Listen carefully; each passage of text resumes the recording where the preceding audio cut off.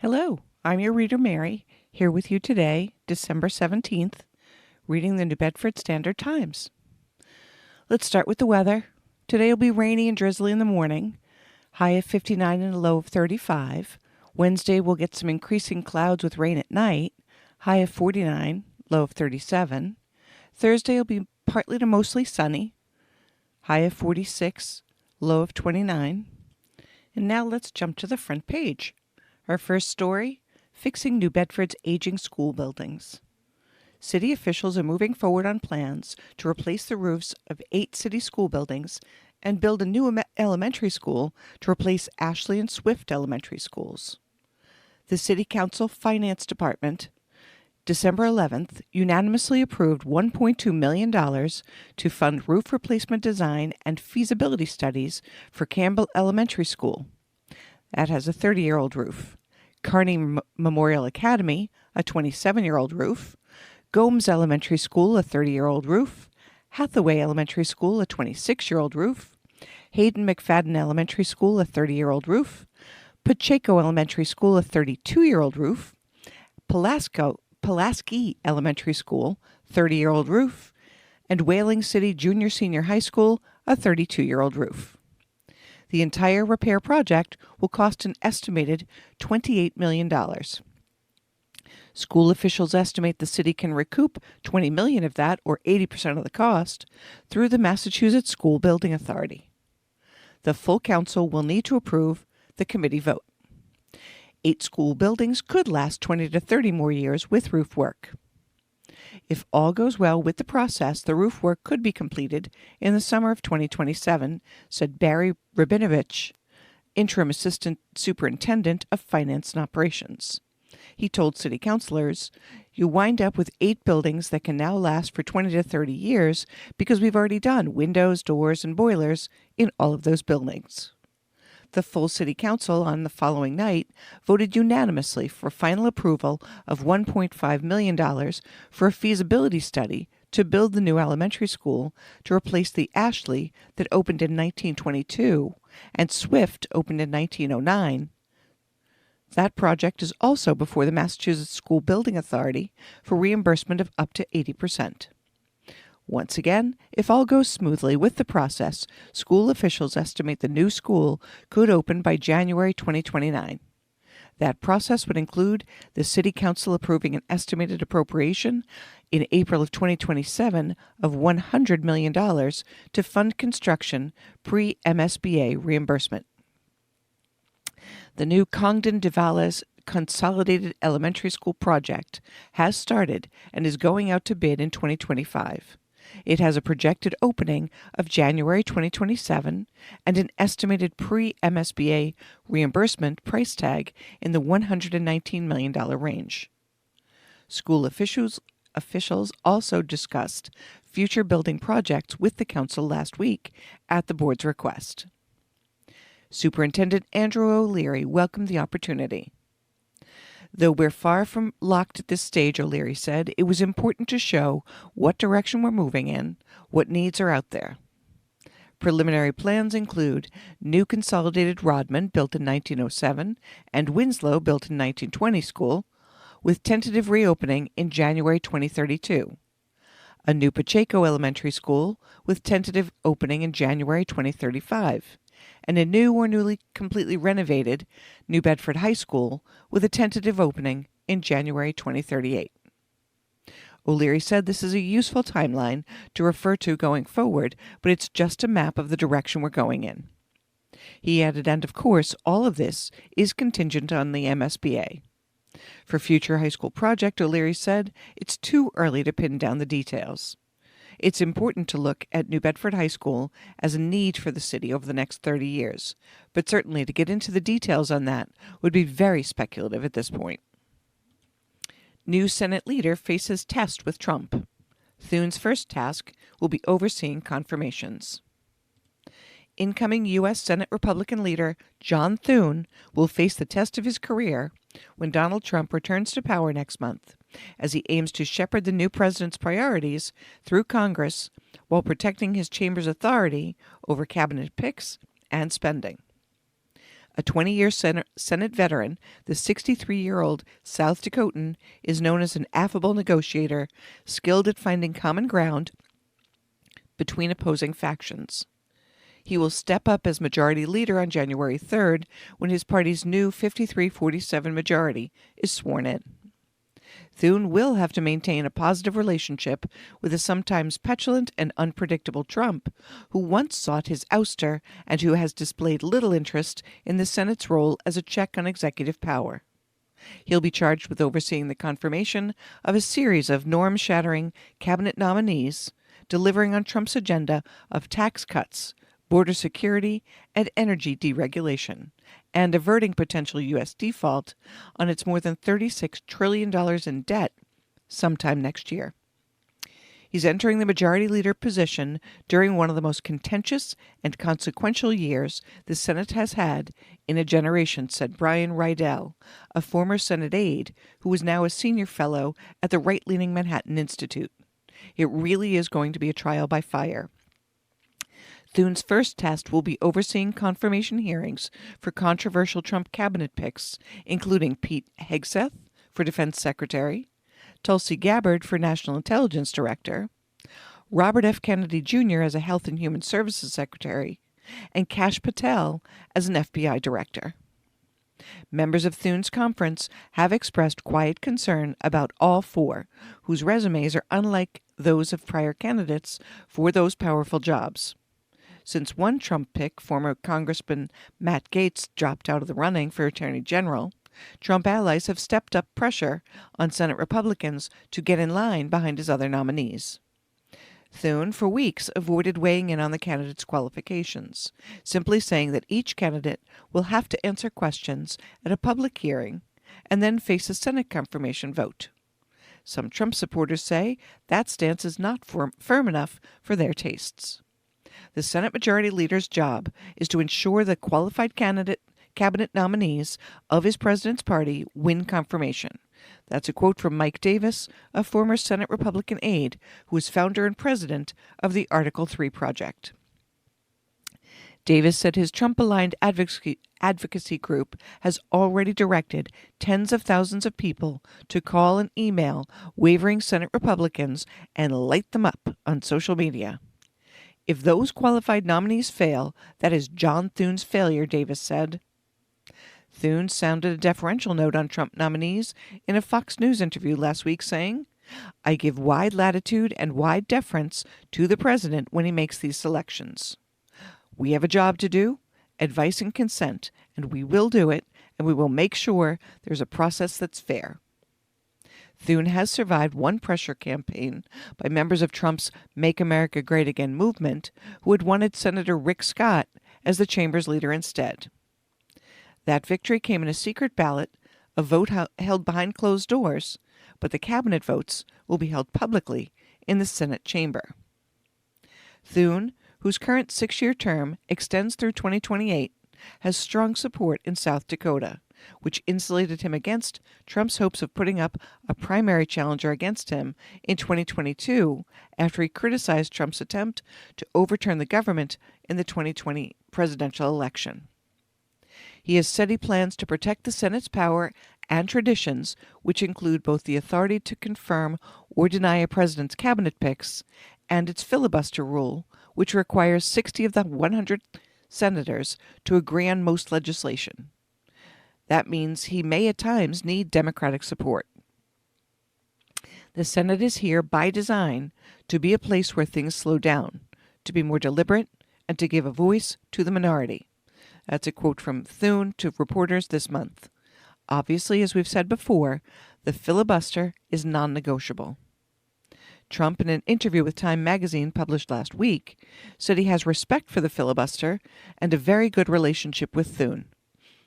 Thune entered the Senate in 2005 with a reputation of a giant slayer, after he unseated then Senate Majority Leader Tom Daschle, who had led the chamber's Democrats for the previous decade. Daschle voiced respect for Thune in an interview. "I have confidence in John Thune," Daschle said. "He's an institutionalist at heart." Thune's allies say the former high school basketball star has the acumen to outmaneuver lawmakers unwilling to toe the party line on critical votes. That's a skill that both Thune and his House of Representatives counterpart, Republican Speaker Mike Johnson, who will start the year with a narrow 217 to 215 majority, will need next year. What you see in him occasionally is the competitive athlete.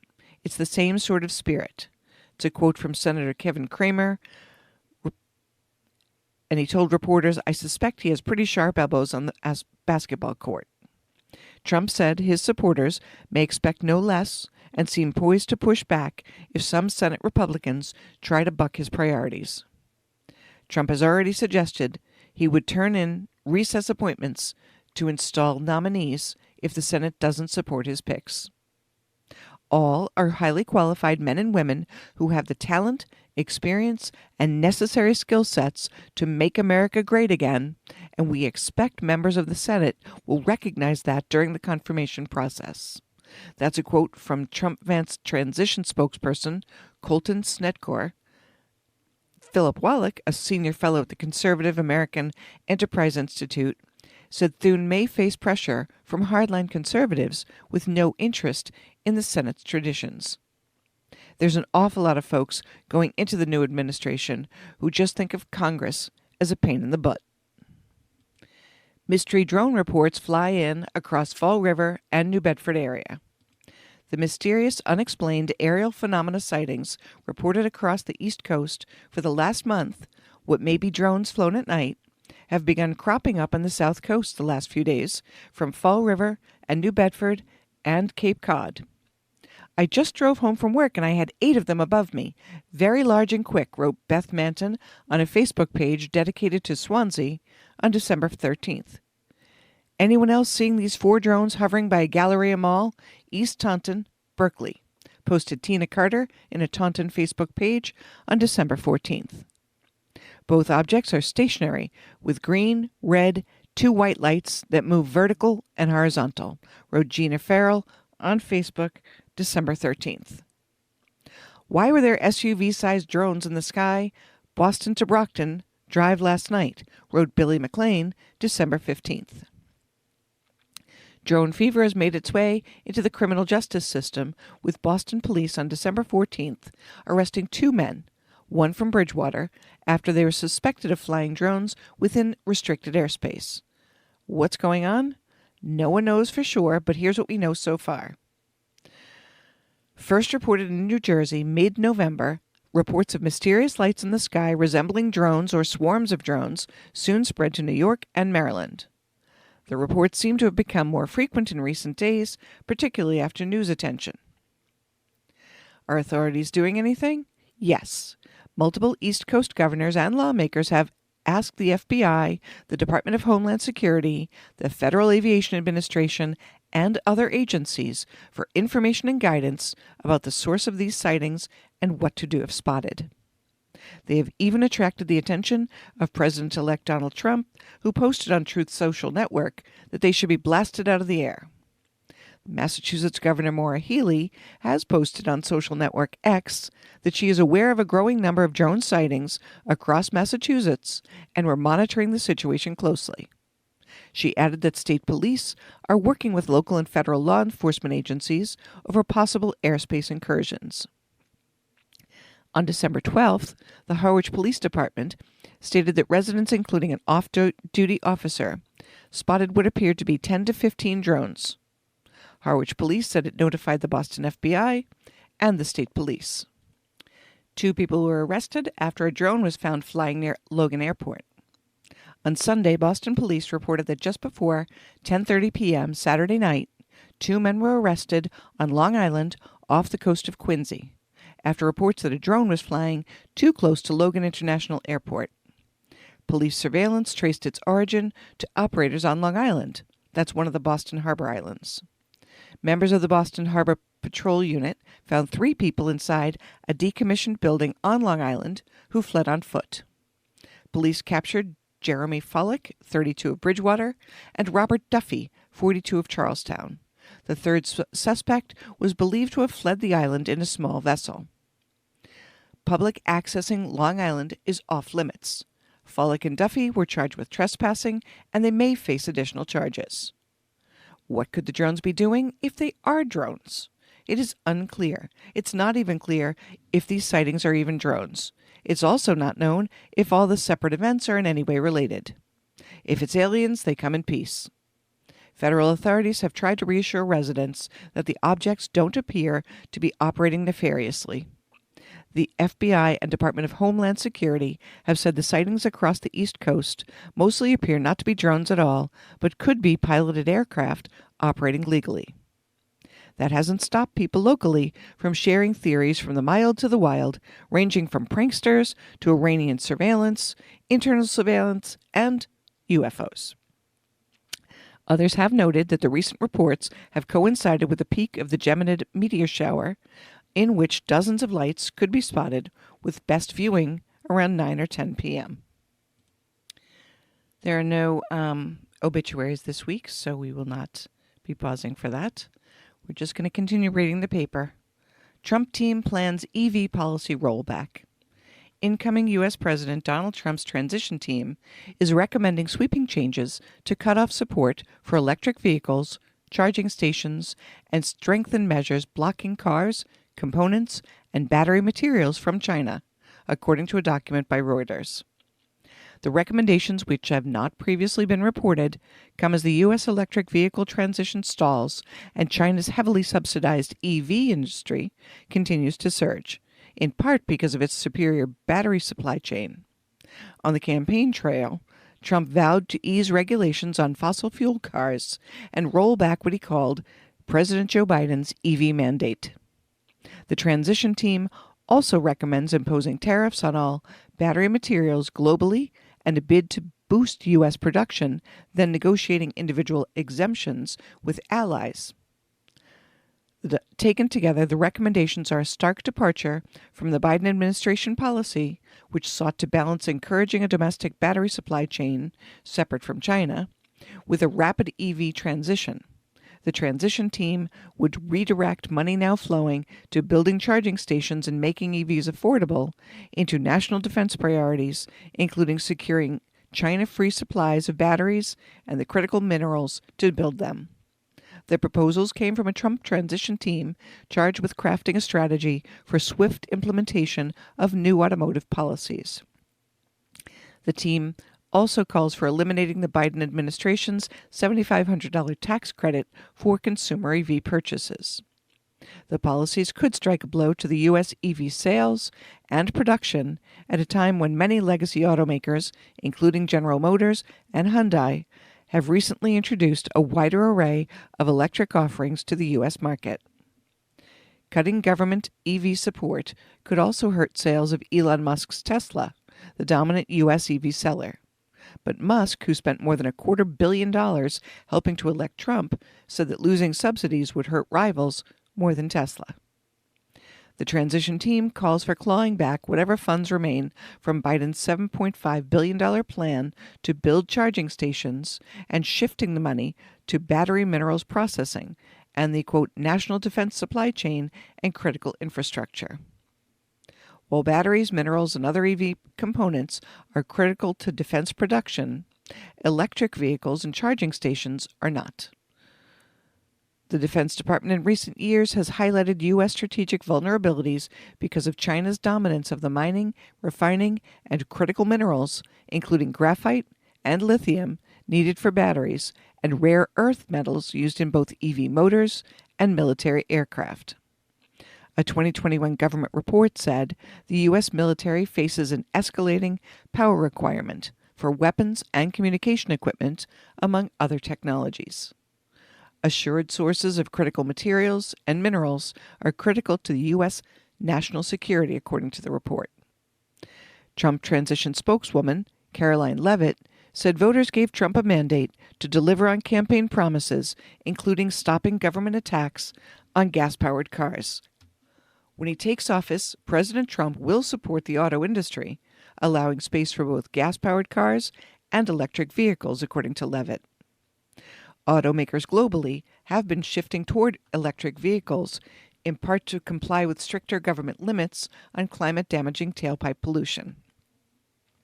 But the transition team recommendations would allow automakers to produce more gas-powered vehicles by rolling back emissions and fuel economy standards championed by the Biden administration. The transition team proposes shifting those regulations back to 2019 levels, which would allow an average of about 25% more emissions per vehicle per mile than current 2025 limits, and average fuel economy to be about 15% lower. The proposal also recommends blocking California from setting its own stricter vehicle emission standards, which more than a dozen other states have adopted. Trump barred California from setting tougher requirements during his first term, a policy that Biden revised. California has asked the U.S.